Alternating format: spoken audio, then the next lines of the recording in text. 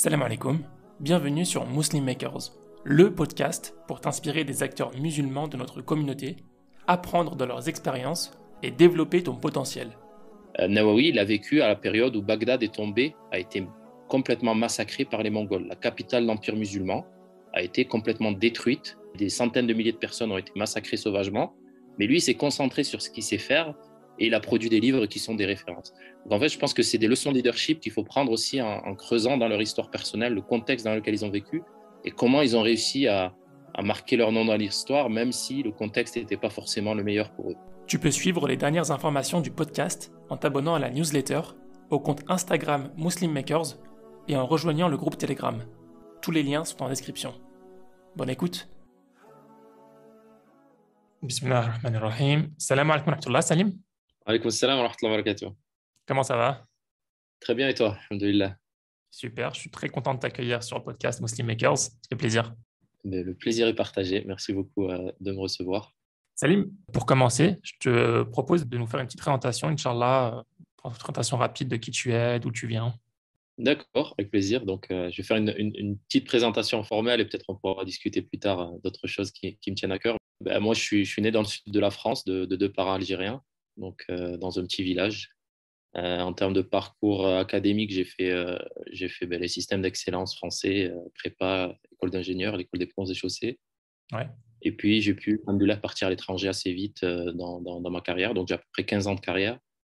À peu près la moitié dans les grands projets, donc construction de lignes de chemin de fer, développement urbain, enfin des grandes tours, des développements intégrés avec des infrastructures surtout.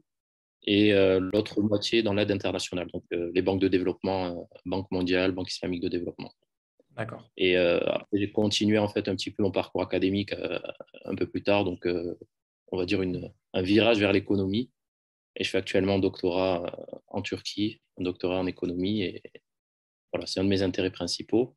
Et sur le plan Ouais. professionnel, aujourd'hui, je suis consultant, donc je partage mon temps entre plusieurs activités, des activités entrepreneuriales et des activités purement de consulting dans la continuité de ce que je faisais dans ma vie professionnelle passée. Trop bien. Ok.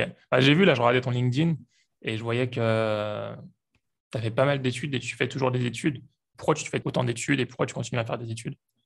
Euh, je pense qu'il y a plusieurs raisons, mais si je dois en citer qu'une seule, en fait, quand j'ai commencé ma carrière, j'ai eu une super expérience à Washington avec la Banque mondiale. Donc, j'ai été recruté pour aider en fait un chef de projet qui faisait des projets de transport en Afrique, donc financement de routes, de ports, de chemins de fer, etc. Et en fait, quand je suis allé sur place, on est allé en équipe. Il y avait le chef de projet, mais il y avait aussi d'autres personnes dans l'équipe. Il y avait un économiste. Et l'économiste en question, il m'a utilisé, entre guillemets, on était des ressources pas chères. Donc, il m'a utilisé pour faire une étude sur le plan économique pour comprendre l'impact du projet. Et en fait, je me suis rendu compte que c'était deux approches complètement différentes. L'approche de l'ingénieur qui veut construire, qui veut très vite aller au bout du projet, le financer, le réaliser. Donc, il regarde vraiment les aspects très pratiques et très construction. Et puis, l'aspect économique où il veut comprendre à quoi va servir le projet, comment mesurer l'impact, etc. Et donc, j'ai compris qu'en fait, il faut toujours avoir plusieurs questions pour, si on veut vraiment réussir à avoir de l'impact, il faut se poser plusieurs questions. Donc, j'ai essayé de continuer en fait toujours à me poser des questions dans ma carrière et dès que l'opportunité m'a été offerte d'étudier, ben, j'ai continué. Puis je Ouais. pense que c'est une bonne façon de me discipliner aussi de faire des études, parce qu'on a toujours envie de lire des livres et de faire des choses pour continuer à apprendre. Mais c'est plus simple quand on est inscrit dans un diplôme, dans un master ou Ouais. dans un doctorat pour se discipliner à bien étudier. C'est plus du coup par une volonté personnelle de mieux comprendre les choses ou plus pour développer un peu ton panel de compétences pour travailler, enfin, pour être plus bankable, comme on dit. Non, non, je pense que c'est surtout personnel parce qu'en fait, j'ai la chance d'avoir un super diplôme, le premier diplôme que j'ai qui me permet c'est celui que j'utilise essentiellement pour mes opportunités professionnelles. Et Ouais, c'est c'était lequel le plutôt, premier? Master of Economics? Non, ça c'était l'un des derniers, hein. non, c'est le diplôme de l'école des ponts et chaussées. D'accord. Donc, donc ça, c'est un diplôme d'ingénieur et ça ouvre pas mal de portes. Et c'est vrai que quand je commence à rajouter les autres diplômes, des fois dans les candidatures, ça met plutôt, les gens se posent des questions. Donc des fois, je les enlève. Enfin, ou en tout cas, j'en parle pas trop parce qu'on ne comprend pas trop pourquoi on a refait un master en économie 10 ans après avoir fait ses études d'ingénieur. Je pense Ouais. qu'aujourd'hui, Donc, ils regardent plutôt les MBA et tout ça, mais pas trop l'économie pour continuer leur parcours. D'accord, ok. Ça a été quoi ta première expérience à l'étranger? C'était à quel âge? Ben, c'était, je pense, celle de justement la Banque mondiale. Donc, c'était à 22 ans, Ouais. 2006. Tu visais, Voilà. toi, l'étranger pendant tes études déjà ou ça t'est tombé dessus? Oui, je pense que en fait, je me suis rendu compte en voyageant beaucoup avec, avec les rencontres qu'on fait de profils comme les nôtres. Et je pense que tu en fais partie aussi, c'est qu'on a toujours cette idée du voyage qui nous trotte. On est bien en France, alhamdoulilah, mais on a aussi d'autres opportunités qui se présentent et puis on a toujours envie d'aller plus loin. Hmm. Et, euh, et d'ailleurs, on pourra y revenir. Mais pour moi, c'est aussi, c'est pas que notre génération, c'est notre histoire, en fait, l'histoire de nos ancêtres. Alhamdoulilah, il y a toujours eu cette idée de voyage et de continuer à apprendre, de continuer à chercher ailleurs. Et voilà, donc en fait, enfin, moi, pour être tout à fait honnête, au début, j'étais plutôt attiré vers l'Asie. Je suis allé faire un petit stage en Chine pendant mes études de 3 mois. Ouais. Je voulais travailler à Hong Kong dans le cadre voilà, de cette année de césure. J'avais eu une offre à Hong Kong et puis alors là, il a fait que je suis parti de l'autre côté de la planète à Washington et donc depuis, j'ai pas arrêté de voyager et là, ça fait quoi, peut-être une cinquantaine de pays où j'ai pu mettre les pieds, alhamdoulilah, professionnellement. Ah, machallah. Et tu as vécu dans combien de pays? Vivre, je sais pas, peut-être une dizaine, faut que je fasse le compte. Ah, quand même, tu, Mais tu voyages vraiment, enfin, tu bouges vraiment beaucoup, hein. ouais, alhamdoulilah. Alhamdoulilah. Ok, très bien, d'accord. Donc, tu disais que tu as commencé à travailler, donc je sais pas, c'était quoi ton premier métier où tu disais que tu travaillais pour tout ce qui est chemin de fer, financement de route, tout ça, ça s'appelait comment ça? Donc là, enfin, ils appelaient ça Junior Transport Analyst. Ok. Donc, c'est plutôt un analyste, c'est plutôt l'aspect montage de projet que l'aspect exécution. Donc, vraiment, comment on fait pour exécuter avec un gouvernement un projet comme ça de 200 millions d'euros entre 3 pays. Donc, c'était Cameroun, Centrafrique et Tchad. Donc, les aspects plutôt gouvernance, les aspects plutôt comment on met en place une équipe de gestion, recruter, enfin, tout ce qui est passation de marché, donc comment on choisit les entreprises, les dossiers d'appel d'offres, etc. Donc, ça, c'était une année. Mais Ouais. très vite, j'ai compris que, en fait, même mon chef de projet, la personne qui m'a recruté, m'a donné des conseils de carrière. Et parce qu'on voyageait beaucoup, on parlait beaucoup, et il me disait justement qu'une de ses frustrations à lui, 20 ans après être rentré dans ce domaine, c'est qu'il n'a jamais eu l'occasion d'être directement dans les projets sur le terrain. Donc, c'est ce que j'ai essayé de faire en fait.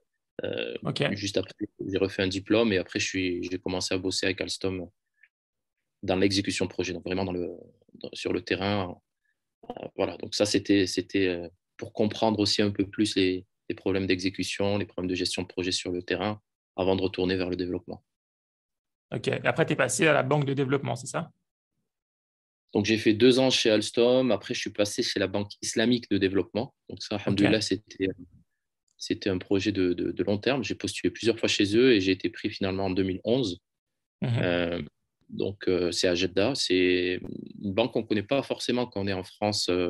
En tout cas, moi, je ne la connaissais pas trop avant qu'on m'en parle quand j'étais aux États-Unis. Donc, c'est une banque qui est entre 56 pays de l'OCI. L'OCI, c'est l'Organisation de la coopération islamique. Donc, c'est en gros Ouais. tous les pays de majorité musulmane, plus quelques autres. Et donc, on a eu Mhm. vraiment. Enfin, voilà, c'est quelque chose d'assez intéressant parce que c'est un mécanisme de financement d'aide au développement que les pays ont décidé entre eux et qui est en accord avec les principes islamiques. Donc, pas Mhm. d'intérêt, les prêts se font avec des contrats islamiques, donc istisna, ijara, etc. Et du coup, l'organisation est basée à Jeddah, mais elle couvre un périmètre de 56 pays en Asie, en Afrique et en Europe. Ok. Est-ce que tu peux nous définir ce que c'est une banque de développement? Je pense que c'est pas très clair pour tout le monde. Oui, donc après, en fait, l'idée des banques de développement, je pense que certains ont dû entendre parler de Bretton Woods. C'était les fameux accords à la sortie de la Deuxième Guerre mondiale. Donc, Mhm. l'Europe était complètement détruite. Il fallait reconstruire. Les États-Unis, ils ont mis en place d'abord le plan Marshall, mais après, il y avait ces discussions de comment on fait pour aider les pays à ressortir de la guerre et à redévelopper voilà, quelque chose. Et puis, pour ne pas refaire les erreurs en fait, de la Première Guerre mondiale, parce qu'ils ont laissé l'Allemagne dans un état déplorable et 30 ans plus tard, ça a donné une autre guerre.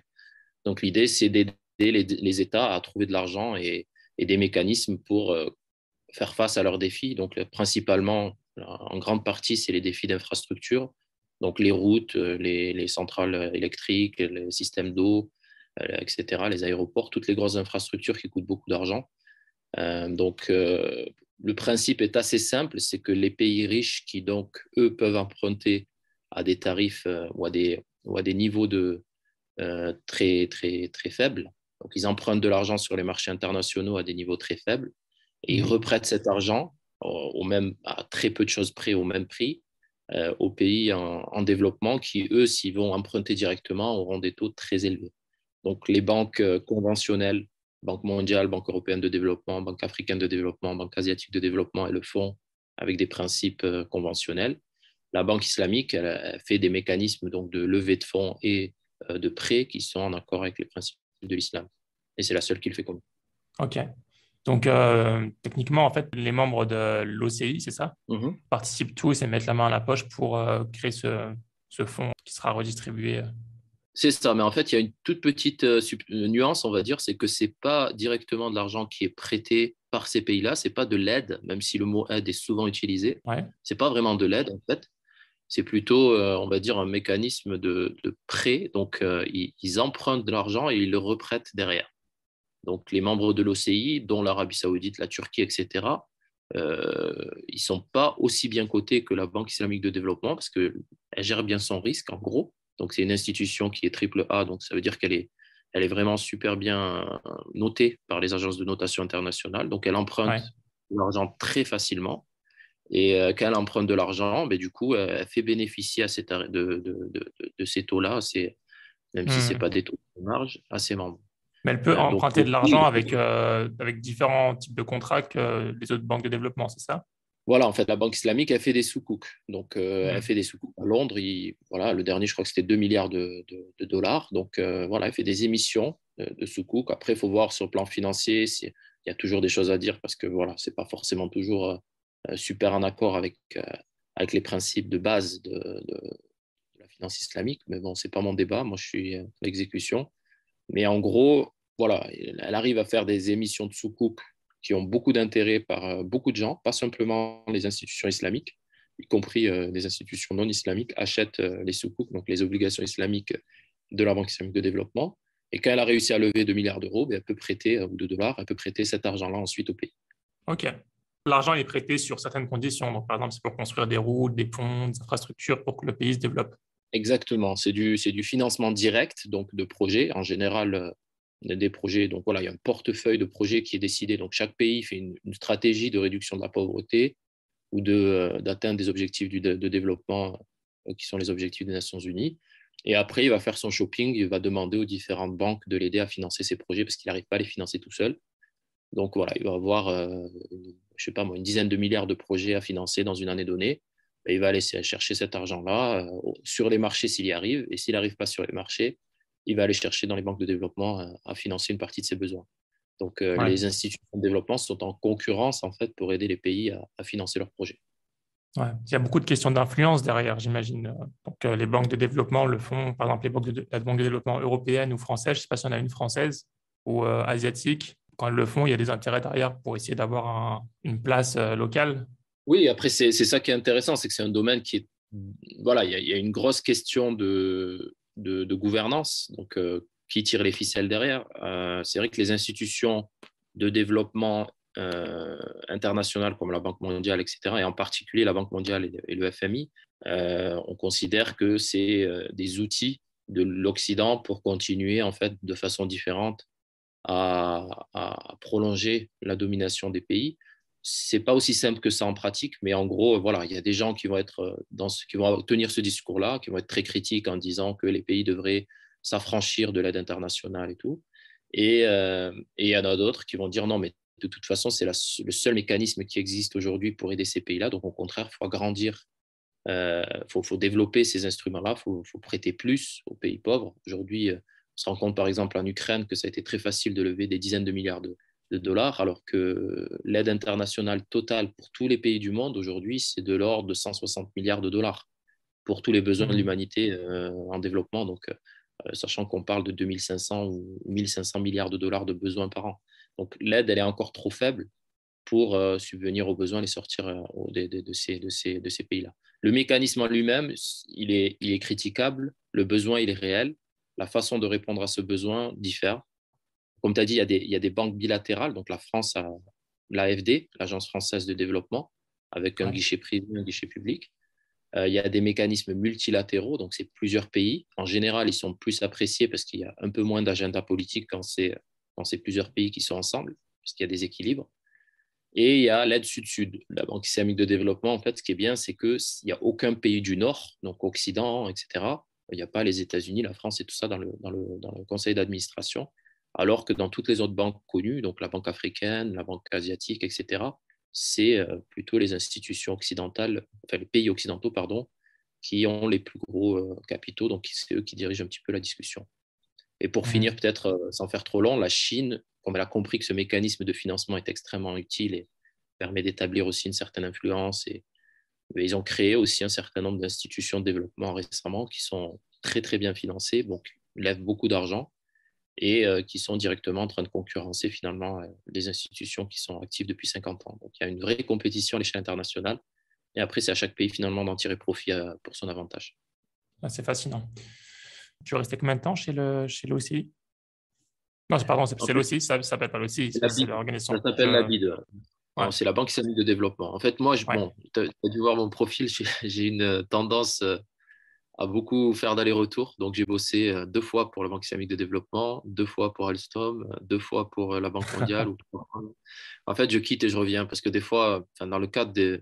Je sais pas, j'ai pas forcément planifié ça à l'avance, mais des fois, on a des changements qui ne nous conviennent pas trop au niveau de l'institution, changement de président, changement d'orientation, ou tout simplement une opportunité qui vient. Et donc, voilà, des fois, on décide de partir, mais on quitte en bon terme. Les gens apprécient travailler avec nous. Et puis après, on a une autre opportunité un peu plus tard de revenir dans l'institution. Donc, c'est quelque chose que je n'ai pas planifié, mais qui est arrivé. Donc, j'ai bossé 2 fois pour eux, une fois 3 ans, 2011 à 2014. Et j'ai rebossé pour eux en 2017-2018 en tant que chef de division transport. D'accord. Ok. Depuis que tu as commencé à travailler en banque de développement, ça a été ta stratégie de carrière? Tu restes dessus? Ben, en fait, pour moi, moi, enfin, je sais pas si on peut dire que c'est ce qui dirige ma carrière, parce que, alhamdoulilah, je pense avant tout que c'est le destin et que voilà, les opportunités viennent et des fois, c'est au bon moment, au bon endroit et c'est comme ça qu'on avance. Mais si je dois parler du fil directeur, le fil directeur, il n'est pas par rapport à l'employeur, il est par rapport au métier. Donc, moi, ce que je cherche à avoir, c'est de l'impact dans ce que je fais. Quand une opportunité vient, ben, je regarde objectivement si c'est mieux pour moi en termes d'impact court terme et long terme. Donc, des fois, on fait une petite pause dans sa carrière pour aller apprendre autre chose, mais ça nous servira à rebondir et à devenir, à passer plus vite en fait à l'étape d'après dans sa carrière. Donc, typiquement, si tu parles de l'aide au développement, quand j'étais à la Banque islamique de développement, j'étais économiste transport. Donc, c'est un niveau de seniorité assez bas. Je suis allé dans le privé. Quand je suis allé dans le privé, on m'a donné beaucoup de responsabilités très vite. Quand je suis revenu 4 ans plus tard à la Banque islamique de développement, je suis devenu chef de division, qui est normalement une étape au moins 15 ans après. Donc en fait, ça m'a Ouais. permis d'aller plus vite, même si c'était pas, voilà, c'était pas, je ne vais pas dire que j'ai planifié ça, mais alhamdoulilah, c'est ce qui s'est passé. Donc des fois, en changeant, on arrive à avoir beaucoup plus d'expérience, beaucoup plus rapidement, et donc du coup, on arrive à passer plus vite dans les étapes suivantes. Mais aujourd'hui, ce que je fais, c'est du consulting. Donc, j'aide ces institutions-là en tant que freelance. Ça me convient, c'est assez intéressant parce que je peux travailler avec plusieurs banques en même temps sur différents sujets. Juste Ok. pour préciser quand même que ce que je fais d'habitude, c'est que je ne travaille pas dans le transactionnel parce que pour moi, c'est en désaccord avec nos principes religieux. Je ne travaille pas dans le transactionnel avec les banques conventionnelles, donc celles qui font du prêt aux États. Je ne travaille pas directement dans les projets, je travaille dans les outils analytiques, les outils. Y a une grande partie de leur travail qui consiste à faire des études. Et c'est super intéressant parce qu'on a des études qui sont extrêmement bien financées, avec beaucoup de moyens pour faire vraiment des choses intéressantes. Donc voilà, Quel genre d'études? par exemple, là, avec la Banque asiatique de développement, je travaille sur une étude pour savoir comment on peut utiliser la finance islamique justement pour financer le climat. Alors, de manière générale, le climat, c'est un sujet qui est très à la mode aujourd'hui dans ces institutions, pour des bonnes Ouais. et des mauvaises raisons, hein, mais en grande partie pour des bonnes raisons. Et la finance islamique est un peu en retard. Donc, la question, c'est comment des pays comme le Pakistan, comme la Malaisie, comme l'Indonésie, qui sont déjà en avance, mais le Pakistan, le Bangladesh ou d'autres sont peut-être un peu en retard. Comment on peut mobiliser la finance islamique pour aider ces pays-là à faire face aux urgences climatiques et aux objectifs de Paris. Donc, c'est l'accord de Paris sur le climat. Donc là, j'ai D'accord. fait une étude pour 12 pays.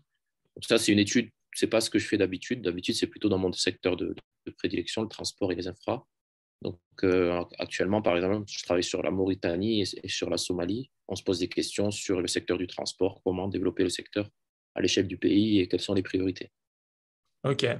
Et toi, c'est des choses qui te passionnent, du coup, plus du côté finance islamique ou plus du côté. C'est quoi qui te passionne le plus dans tout ça? C'est du côté que ce soit en Afrique ou participer au développement des pays en voie de développement, justement? Oui, après, enfin, pour être tout à fait honnête, c'est quelque chose que je ne m'attendais pas. Enfin, c'est super passionnant. Quand on travaille, là, par exemple, je commence une mission sur la Mauritanie. C'est un grand pays avec de gros challenges sur le plan du développement. On ne va pas prétendre arriver en 3 mois à donner des solutions à un pays voilà, pour le long terme. Mais, alhamdoulilah, en fait, en ayant vu beaucoup de pays, en travaillant sur beaucoup de pays en peu de temps, on arrive à apprendre énormément en fait des échecs et des réussites des autres pays. Donc, on va pouvoir apporter beaucoup de valeur ajoutée en très peu de temps sur des problématiques qui touchent des millions de personnes. Donc ça, c'est vraiment super passionnant quand on arrive et qu'on se dit que, je peux te donner un exemple. Voilà, sur le Cameroun, je suis arrivé en 2009-2010. Je travaillais en tant que consultant pour la Banque mondiale. Donc, j'ai fait une petite étude avec quelqu'un qui est voilà, extrêmement intelligent et, alhamdoulilah, avec qui j'ai beaucoup de plaisir à apprendre et qui m'a beaucoup appris. On a fait une étude sur les ports, donc, en particulier sur un port, le port de Douala, et on s'est Mhm. rendu compte qu'il y avait des petits problèmes au niveau du passage des conteneurs, du temps que les conteneurs passent à. Et en fait, cette étude-là, elle a permis au niveau du Cameroun de multiplier les revenus, les recettes douanières de façon exponentielle. Donc, sur des années derrière, ils ont gagné énormément le pays a réussi à financer beaucoup mieux son développement. Et cette même étude a été utilisée, je crois, aujourd'hui dans une centaine de pays pour justement faire face aux mêmes problématiques. Donc, c'est Ok. un petit travail, c'est 3 mois, mais ça peut avoir un impact énorme au niveau de plusieurs pays. Ah, c'est passionnant. Et donc maintenant, tu travailles en tant que consultant. Est-ce que c'est à temps plein ou à temps partiel? Alors aujourd'hui, je divise mon temps en trois, en fait, essentiellement, même si c'est pas, voilà, j'ai pas une règle d'or, mais en gros, j'essaie de dédier à peu près le tiers de mon temps à ce travail-là, parce que c'est ce qui me passionne, c'est ce que je sais faire de mieux, et c'est vraiment, alhamdoulilah, les opportunités continuent à venir. Donc c'est à peu près le tiers de mon temps, puis c'est ce qui me fait vivre aussi professionnellement et matériellement. Ensuite, j'ai le tiers de mon temps, je fais de l'entrepreneuriat. Donc là, j'ai créé une société qui aide les gens à investir en Turquie, donc dans le Ok. domaine de l'immobilier. C'est pas ma première société. Alhamdoulilah, j'ai réussi à trouver un peu de temps au cours des années pour créer des petites choses. Et là, c'est vraiment quelque chose qui me passionne aujourd'hui et que j'ai envie de développer. Et puis, le tiers de mon temps, comme je t'ai dit, je fais mon doctorat et donc j'essaie de produire des articles de recherche et d'écrire des choses intéressantes. Doctorat en quoi déjà, pardon? En économie Mhm. islamique. Donc, D'accord. enfin, pas simplement islamique, on va dire économie en général. Et ce doctorat, tu comptes l'utiliser comment après? C'est juste par curiosité personnelle ou tu comptes l'utiliser derrière pour faire quelque chose en particulier? Bah, il y avait cet objectif il y a quelques années de ça, parce que j'ai envisagé en fait de faire du conseil en tant que freelance depuis longtemps. C'est la D'accord. flexibilité que ça donne, etc. C'est toujours mieux d'être docteur quand on est en consulting, parce que le consultant, par définition, doit être un expert et le doctorat sanctionne cette expertise de façon formelle. Excuse-moi. Mais là, je dirais qu'aujourd'hui, c'est plutôt par passion et c'est vraiment pour ensuite pouvoir continuer à faire de la recherche de façon formelle, produire des articles, participer à des conférences et continuer à apprendre en fait. Parce que quand on est en doctorat, on essaie de produire de la recherche, mais on apprend énormément. En fait, c'est extrêmement intense. Donc, on continue voilà, développer ses connaissances dans le secteur et de façon générale, ses connaissances. Ok. Si on revient à ta deuxième activité, donc entrepreneuriale, Imo Turquie, tu peux nous en parler plus en détail? Oui, bien sûr. Donc, en fait, comme je t'ai dit, j'ai à peu près la moitié de mon parcours sur mes 16 ans d'expérience qui étaient dans le privé. Une des expériences qui était, alhamdoulilah, très intéressante, c'était dans le développement immobilier à Mecca, dans une très grosse société qui fait des grands tours. Et donc, j'ai pris goût en fait à développer. J'ai vu en fait comment on gère un projet d'investissement de zéro, donc comment on crée de la valeur avec de l'immobilier, comment on la revend, comment on la met à location, comment on crée un petit peu aussi de la valeur en faisant des petites choses dans l'architecture, hein, donc le design intérieur, etc., le choix des meubles, beaucoup de choses qui sont liées en fait à la valeur ajoutée qu'on peut faire aussi en cours de projet. Et j'essaye d'utiliser ça aujourd'hui pour des projets immobiliers en Turquie. Pourquoi la Turquie? Parce que c'est un pays où j'ai beaucoup voyagé professionnellement et puis on a fait un investissement immobilier, alhamdoulilah, là-bas, et on est très content de notre achat. Mhm. Et en fait, après ça, il y a d'autres amis qui ont acheté. Je leur ai parlé de ce que j'ai fait. Ils m'ont parlé d'autres aussi. Je me suis rendu compte que c'était en fait une tendance. Il y a beaucoup de gens qui achètent là-bas des biens immobiliers. Et donc, voilà, après, la personne qui m'a aidé à acheter, qui est mon associé aujourd'hui, donc c'est un Turc qui a 15 ans d'expérience dans le domaine, il m'a demandé de créer cette société avec lui pour l'aider à développer. Et puis, finalement, ça a pris. J'ai aidé des amis à investir et on continue à développer ça. Et alhamdoulilah, c'est super intéressant parce qu'il y a vraiment de très, très belles opportunités dans le marché immobilier en Turquie. Hmm. Les gens qui achètent, c'est plutôt pour de l'investissement locatif ou pour y vivre? Alors, il y a deux. Nous, vraiment, on divise les projets en deux. On n'est pas une agence immobilière, donc on ne va pas chercher voilà, spécifiquement pour chaque client qu'est-ce qui lui. Parce que c'est une mer d'opportunités. La Turquie, il y a vraiment des milliers, ou même peut-être des millions de logements en vente ou en location qui passent de main en main. Nous, on s'est spécialisé sur deux axes. Donc, il y a un axe, c'est vraiment ceux qui cherchent un bien pour eux-mêmes, soit en résidence secondaire, soit en résidence principale, mais peut-être pas tout de suite, dans quelques années, donc qui envisagent de s'installer en Turquie. Là, on cherche vraiment comme si je choisissais pour moi-même. Il y a des aspects, voilà, il y a des aspects confort, il y a des aspects verdure, des aspects infrastructures, voilà, les social facilities, comme on dit, donc la piscine, etc., la proximité aux écoles, la proximité aux hôpitaux, et puis des aspects que peut-être l'acheteur classique, enfin l'acheteur individuel ne va pas maîtriser, comme ben, qui a construit ce bâtiment, est-ce qu'il va bien durer dans le temps, qui sont les types d'acheteurs pour savoir s'il n'y a pas que des investisseurs, il y a aussi des gens qui vont vivre dedans, donc ça va être mieux entretenu, etc.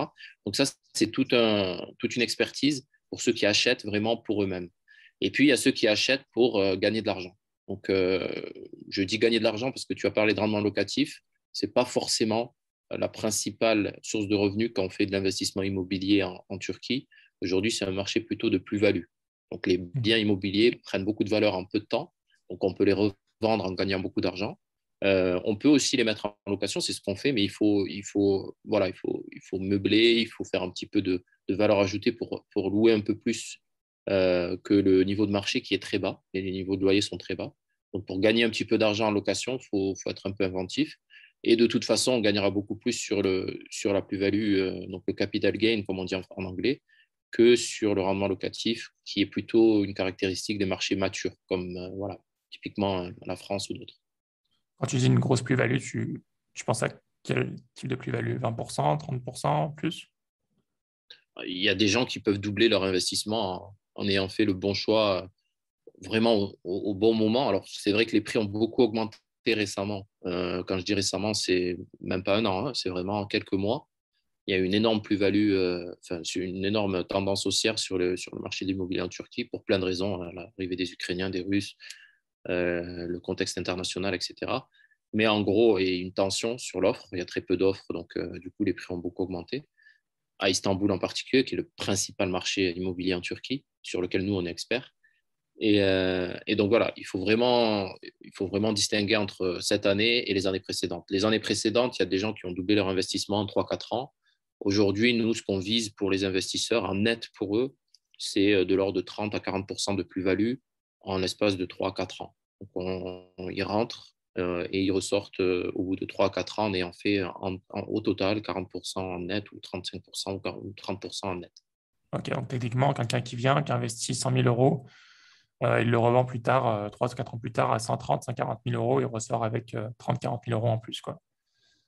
Et C'est c'est... nous, ce sur quoi on s'engage moralement, donc, comme performance. Et encore une fois, on peut faire beaucoup mieux sur certains projets. C'est pas Mhm. toujours facile, mais on peut faire beaucoup mieux sur certains projets. Mais nous, on vise vraiment à minimiser le risque aussi, parce que je sais que, comme tu dis, 100 000 euros par exemple, c'est beaucoup d'argent. Les gens ne sont pas habitués à investir à l'étranger en général, en tout cas les personnes qui nous contactent. Donc, il faut déjà passer cette étape-là de se dire, je vais investir dans un marché que je ne connais pas forcément, qui est loin de chez moi, etc. Donc, il y a le risque du pays. Et puis, on ne va pas rajouter en fait des risques sur des risques sur des risques. Donc, le risque construction, le risque de liquidité du bien, etc. Donc, moi, j'essaie d'être prudent et de choisir des projets sur lesquels on va peut-être être un peu moins agressif sur les revenus ou sur les profits, mais on va avoir plus de garanties, entre guillemets, que les revenus vont être atteints. Mais on peut être plus agressif, comme certains le sont, sur des zones très touristiques, sur des zones en très fort développement, et là, viser typiquement à doubler sa mise en 4-5 ans. Mais après, Hmm. c'est toujours la question du risque et du profit. Ouais.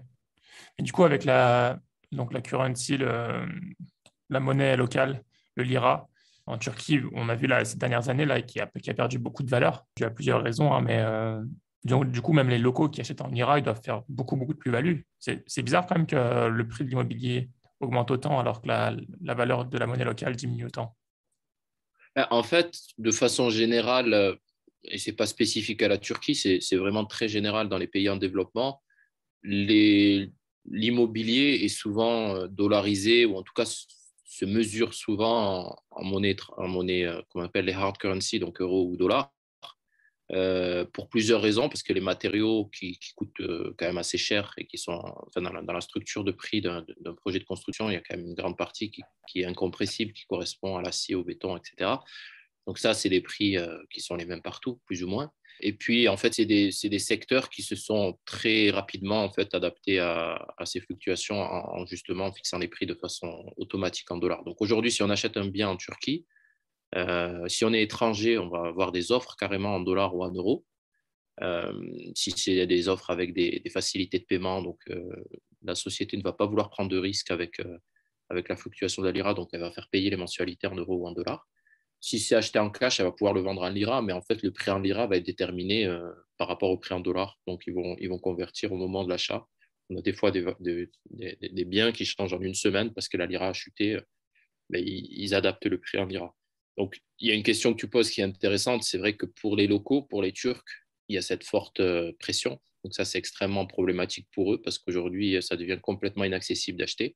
Ce qui fait que politiquement, c'est dur pour Erdogan et pour le parti au pouvoir. Ils ont beaucoup de pression par rapport à ça parce qu'ils sont focalisés sur les acheteurs internationaux et du coup, les locaux ne sont pas très contents.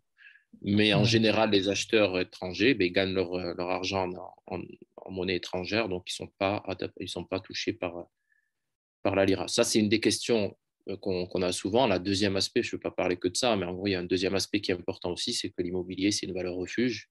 Donc, quand il y a des chocs de court terme, les gens se réfugient très vite vers l'immobilier et c'est pour ça aussi qu'en période de crise, l'immobilier augmente souvent dans les marchés en développement parce que les gens ont peur de laisser leur argent à la banque. Ils n'ont pas trop le choix, donc ils achètent de l'immobilier. Ok, pour en savoir plus du coup sur Imo Turquie, tu as un lien internet ou quelque part où on peut en apprendre plus? Oui, donc il y a le site www.imoturquie.com, donc IMO, I2MO et Turquie, comme on l'écrit en français. Ok. Donc ça, c'est notre site. Voilà, les gens peuvent regarder vite fait les projets qu'on a. Après, ils peuvent aussi regarder le site Istanbul Stays avec un S à la fin.com, qui est notre site de réservation pour les courtes durées. Ok, istanbulstays.com. Très bien, bah, je mettrai ça en description, Inch'Allah, pour ceux qui sont intéressés. Bon, merci Super. beaucoup. À côté de ça, tu as des parts, ou je sais pas c'est quoi ton investissement chez Agib, chez Agib ou Agib, je ne sais jamais comment le prononcer, le journal internet musulman. Est-ce que tu peux nous en parler? En fait, à la base, j'ai eu un intérêt pour les médias il y a déjà pas mal de temps. J'aime beaucoup écrire, en fait. Et donc, voilà, je m'intéressais aux médias depuis une dizaine d'années ou plus. Et on a eu cette opportunité à un moment avec d'autres amis de reprendre un blog qui était assez actif déjà à l'époque, qui a été créé en 2010, qui s'appelle donc, comme tu as dit, Agib en français et Agib en arabe. On écrit A-J-I-B. Et qui aujourd'hui, voilà, à peu près 200 000 personnes qui le suivent. Et c'est un média qui fait beaucoup d'actualité. En fait, on essaie de traiter l'actualité de façon positive. Donc, ça m'a attiré comme projet parce que justement, on vit dans un monde où on a trop de négatifs autour de nous. On voit trop les choses sous l'angle de l'islamophobie, Voilà, on est la cible de tout le monde. Puis surtout dans le contexte francophone, comme j'ai eu la chance d'aller dans un contexte anglophone assez tôt, en fait, j'ai vu qu'on prenait parfois les choses différemment. On est contributeur aux problématiques de la société en général. On n'est pas, voilà, donc on doit être force de proposition. On se définit comme musulman des fois, mais c'est pas forcément pour revendiquer des droits, c'est aussi pour être actif.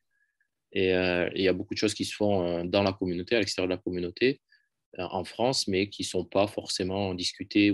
Voilà, on ne met pas la lumière dessus. Donc, on a essayé de faire ça depuis, je pense que maintenant, ça fait 7 ans que je suis actionnaire dans ce projet. Il y a eu d'autres projets aussi. J'ai essayé d'investir avec d'autres amis dans un projet audiovisuel, OT1. C'était une chaîne de télé.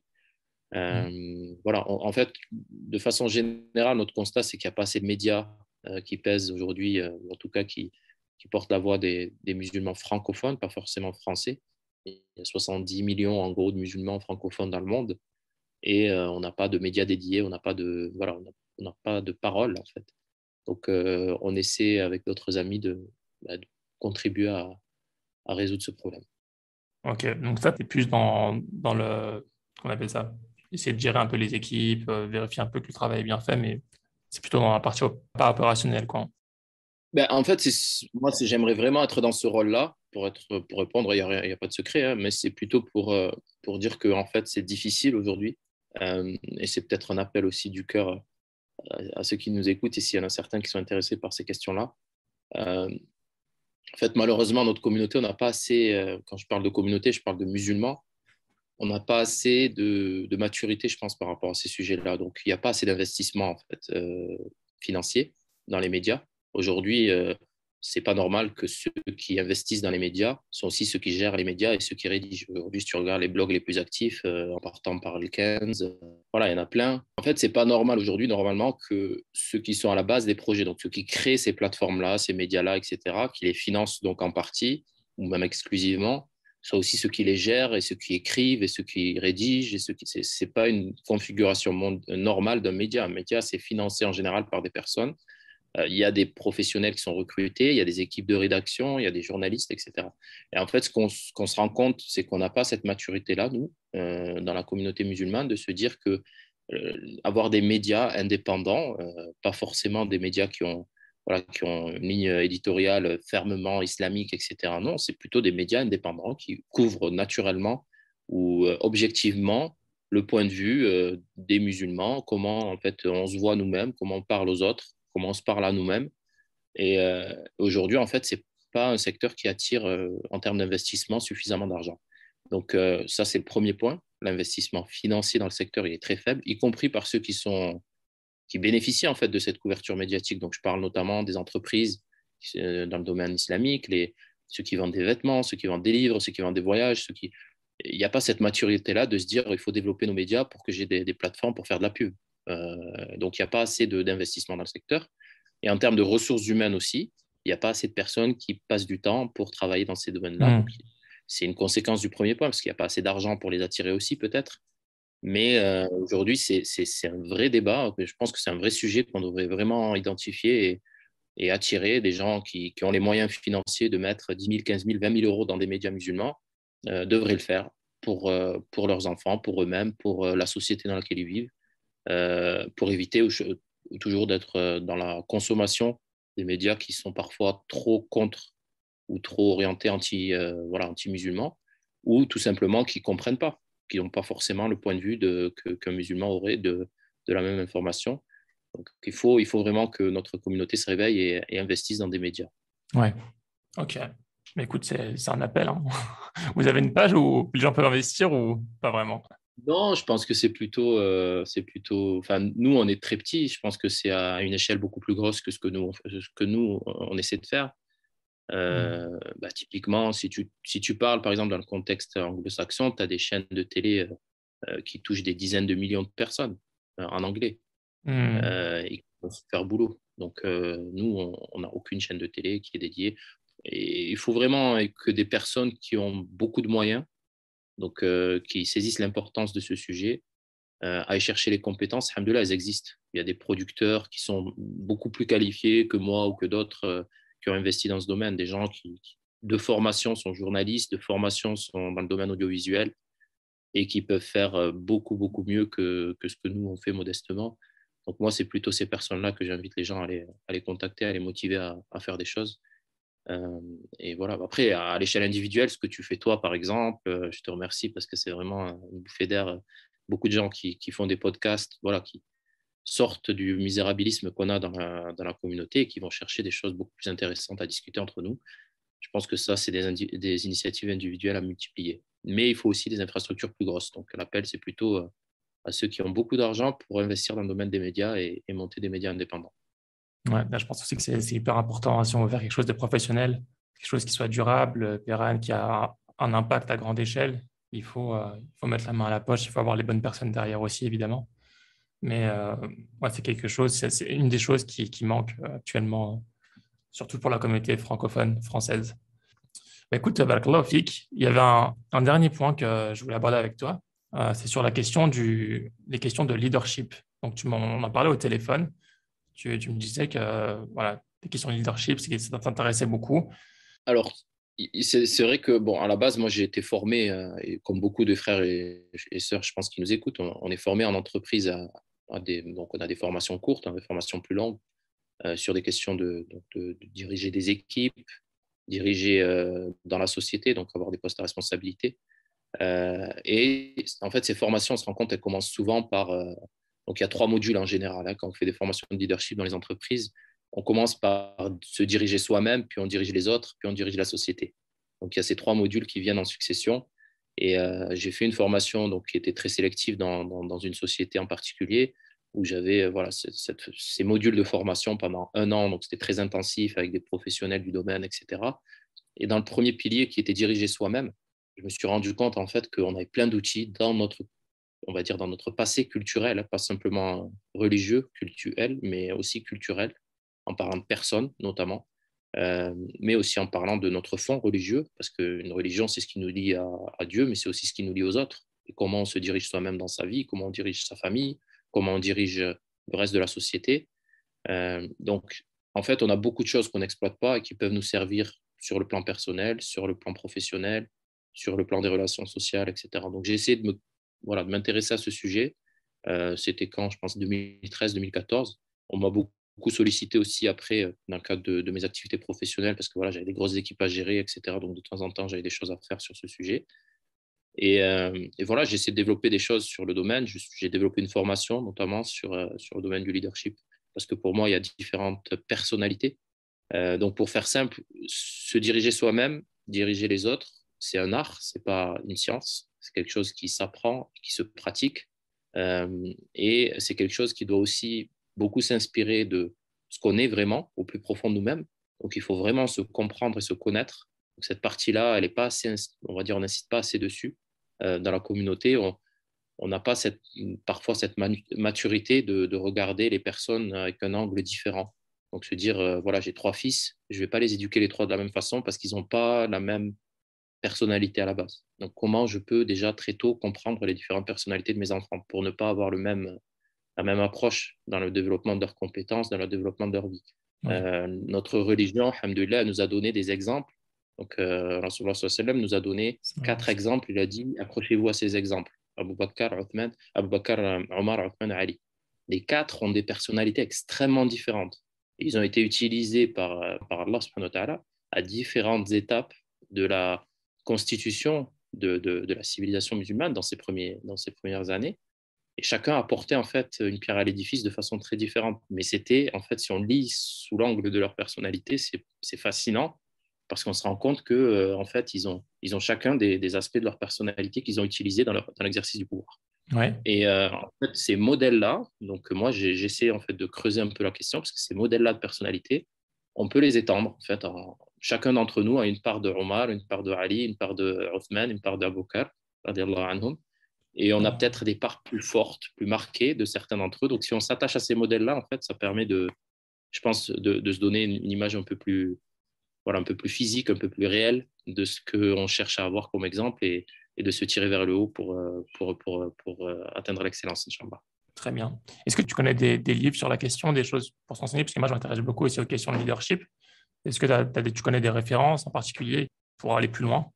En fait, il y a beaucoup de références dans le domaine du leadership en général. On a toujours les mêmes noms qui reviennent. Le livre de Stephen Covey, Les 7 habitudes, etc. Les livres de Robin Sharma, c'est des livres qui, à la base, sont des livres qui sont universels. Donc, on appelle ça le développement personnel, mais il y a des choses, il y a des messages universels qui sont très importants dedans, qui nous touchent aussi en tant que musulmans. Donc, moi, je ne suis pas de ceux qui disent qu'il faut absolument regarder les ressources islamiques pour avoir une version islamique du leadership. Il y a des choses qui sont absolument transférables d'une religion à une autre ou d'une civilisation à une autre. Mais il y a des choses aussi qui ne sont pas transférables parce que nous, on a une éthique, on a un cadre qui est différent, qui est fixé par notre religion et qui est très strict et qui est aussi très, on va dire, défini et qui nous permet d'évoluer dans quelque chose qui est beaucoup plus structuré que d'autres personnes.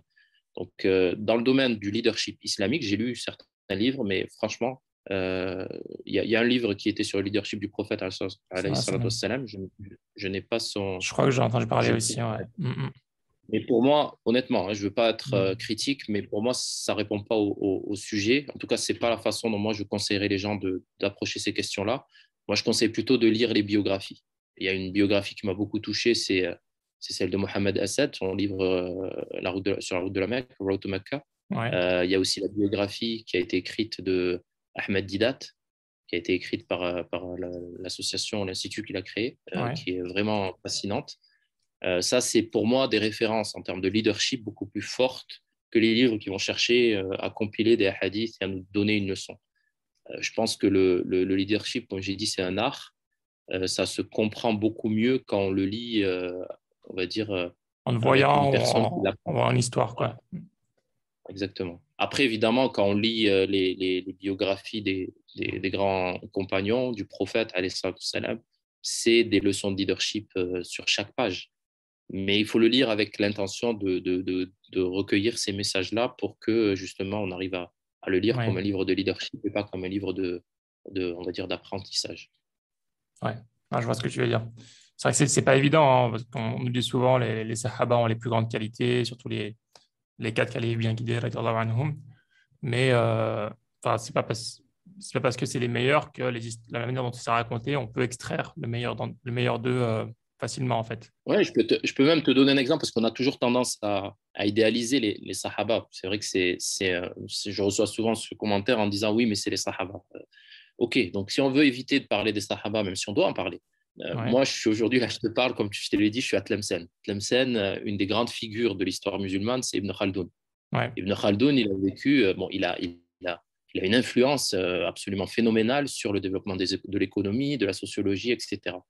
Quand on lit son histoire personnelle, c'est une personne qui a vécu dans une période très difficile de l'histoire des musulmans en Andalousie. Ils étaient en pleine guerre, il y a eu beaucoup d'émirats qui sont tombés, il a dû fuir, etc. Donc voilà, sur le plan géopolitique, c'est comme si on avait plein de guerres en même temps qui touchaient plusieurs pays autour de nous. Sur le plan personnel, il a été mis en prison. Il est parti en Égypte à un moment, sa famille l'a rejoint en bateau, toute sa famille est morte dans le bateau. Il a eu des chocs sur le plan personnel absolument très durs. Et pourtant, il a une ligne de conduite dans son développement qui est je veux comprendre l'histoire pour en tirer des leçons pour les générations futures.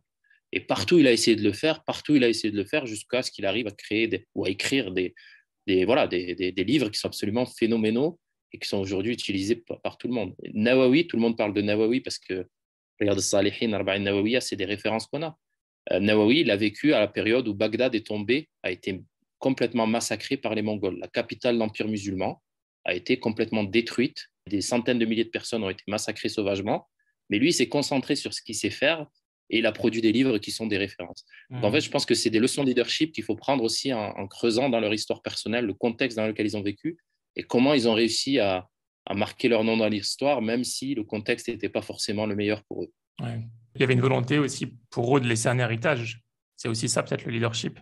Oui, et puis il y a des, on va dire, il y a des choses. L'autodiscipline, le fait de ne pas se disperser, le fait de rester ferme sur certains principes. Donc, par exemple, Ibn Khaldoun, il a été nommé 6 fois qadi en Égypte du fiqh maliki. Donc, il y avait un qadi, une sorte de grand mufti qui était du fiqh maliki en Égypte, au Caire, et il a perdu 5 fois son poste parce il s'est opposé aux dirigeants. Donc, c'est le genre de choses, en fait, qui fait qu'ils ont des principes. Donc, rester ferme sur ces principes, accepter de quitter son travail quand les principes sont remis en cause, accepter de changer de voie s'il le faut, etc. C'est des choses qui, pour moi, sont plus importantes que des leçons relativement bateaux, entre guillemets, qu'on nous donne parfois dans les cours de leadership en disant qu'il faut appliquer tel ou tel principe, l'empathie, etc. C'est des choses importantes, l'exercice du leadership au quotidien, mais je pense que ce qui est plus important, c'est les principes de base qui font qu'on a une direction claire dans notre vie et qu'on arrive à se tenir. Il y a une citation là que je vois souvent et que j'aime beaucoup à propos du leadership. Tu vas peut-être la connaître, c'est de John Maxwell. Je la connais en anglais, on traduira après. C'est A leader is someone who knows the way, goes the way and shows the way. Un leader, c'est quelqu'un qui connaît le chemin, prend la direction du chemin et montre le chemin. C'est une manière qui définit assez bien un leader. Donc, qui part de la connaissance, qui essaye de le faire lui-même et qui le montre aussi aux autres derrière. Oui, c'est exactement ça. Moi, je suis parfaitement aligné avec ça. Effectivement, leadership by example, donc être soi-même, essayer d'être au moins le modèle qu'on essaie de prêcher aux autres. Et notre religion, encore une fois, elle nous invite à faire ça. Hein. Lima taquluna ma la taf'alun, dans le Coran, Allah subhanahu wa ta'ala nous met en garde de dire ou d'inviter les autres à faire des choses que nous, on ne met pas en pratique nous-mêmes. Barakallahu fik, Salim, j'ai une question pour toi avant de passer aux questions de la fin. Pour toi, c'est quoi la réussite? C'est une bonne question qui revient souvent en entretien. Vous avez 3 et heures. qui est... Exactement. Non, c'est... tu sais, on m'a posé cette question. Je vais te répondre d'une façon peut-être détournée parce que c'est une réponse que j'ai donnée il y a exactement... C'était en 2010, donc il y a 12 ans de ça, quand j'ai passé mes entretiens pour la Banque islamique de développement. Et on m'a posé cette question et j'ai répondu en fait que si je suis sûr que mon action sincère a impacté la vie d'une famille, une seule famille, alhamdoulilah, et que je sais que voilà, j'ai réussi à aider de façon sincère, encore une fois, cette famille-là à affronter les réalités de la vie, à réussir, ben je pense que j'aurais réussi ma vie, alhamdoulilah. Donc, voilà, pour moi, je suis plutôt l'avis de ceux euh, qui cherchent à être les meilleurs en étant les plus utiles aux autres. Donc, c'est la direction que j'essaie de prendre dans ma vie. Et quand je dis les autres, alhamdoulilah, je sais je prie Allah subhanahu wa ta'ala qui nous utilise pour le maximum de personnes, mais je prie surtout qu'il accepte que mes actes soient sincères et que même si ce n'est pas le nombre qui compte, c'est plutôt la sincérité et la qualité de notre apport qui soit à la clé la mesure de notre réussite. Et tout ça en le faisant évidemment sans sacrifier le moindre des principes de base. Très bien. Barakallahu fik. J'adhère à ta définition. Donc, pour terminer, Salim, juste quelques petites questions. Est-ce que tu as des routines? Est-ce que tu as une organisation, des routines que tu as pour garder ton énergie, progresser, choses qui reviennent régulièrement? Alors, j'ai eu la chance de rencontrer dans mon travail Mohamed Faris, que tu connais peut-être, de Productive Oui, bien Muslim. sûr. Oui, On était l'américain. amis en 2012. Voilà, exactement. En 2012-2013, on travaillait ensemble à Jeddah. Et il était dans le début de ses recherches et de son travail, même s'il avait commencé quelques années plus tôt, mais il était vraiment dans la structuration de son travail sur comment devenir productif en étant musulman, donc musulman productif. Donc, j'ai été inspiré un petit peu par ce qu'il a fait, même si j'ai changé mon propre outil. Mais alhamdoulilah, depuis cette période-là, en fait, je fais des objectifs sur 2 ans. Donc, je considère que, c'est une autre façon de répondre à ta question précédente aussi, je considère qu'on est obligé, ou en tout cas le cadre de notre religion nous invite à réussir sur plusieurs aspects de notre vie et de ne pas donner trop sur un des aspects au détriment des autres, de façon très simple et dans l'ordre. C'est la réussite donc, sur le plan religieux, sur le plan de la famille, sur le plan donc de façon générale de notre travail, ou en tout cas notre contribution à la société, et puis sur le plan personnel en termes de développement, de loisirs, etc., de ce qu'on veut réussir pour soi-même, et on a le droit de vouloir même l'acquisition des matériels, etc. Donc, c'est les 4 aspects.